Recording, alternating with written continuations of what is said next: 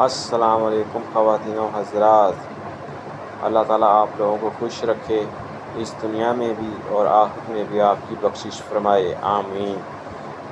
Channel میں آگے بڑھنے سے پہلے آپ تمام خواتین و حضرات سے گزارش ہے کہ میرے چینل کو سبسکرائب کر لیں اور اس ویڈیو کو لائک کر دیں۔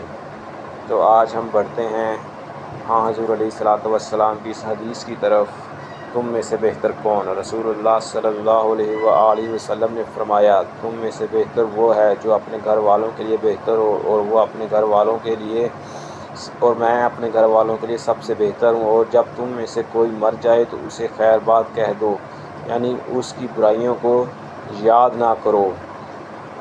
سنن ترمذی 3895 حدیث نمبر ہے۔